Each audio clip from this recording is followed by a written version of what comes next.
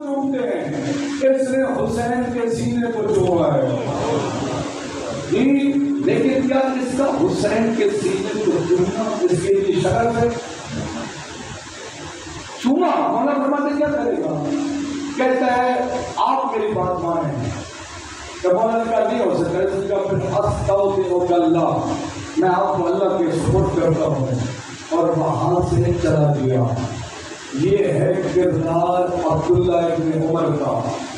آج کے دور میں بھی ایک نہیں کئی عبداللہ ابن عمر موجود ہیں،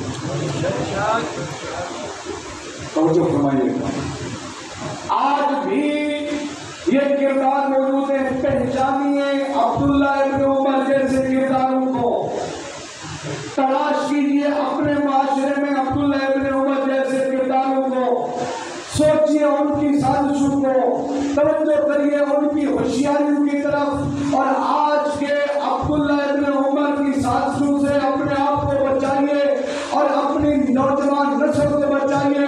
بڑی ذمہ داری سے عرض کروں گا میں دوستو، یاد رکھنا عمر ابن عبداللہ کا کردار یہ تھا جو امام کے سینے کو چوم رہا ہے لیکن امام کی بات نہیں مان رہا،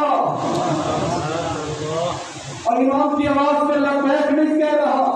آج بھی عبداللہ ابن عمر جیسے کردار موجود ہیں جو امام کے نمائندے کی آواز پر لبیک نہ کہے۔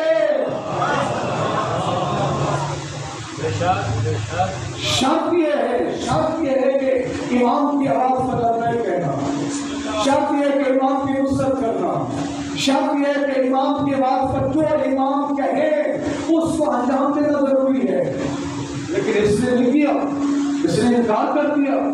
آج بھی ایسے شکر ادا کرو، اللہ نے ہمیں امام زمانہ کے نمائندگان عطا فرمائے ہیں، کوئی سستانی کی شکل میں ہے،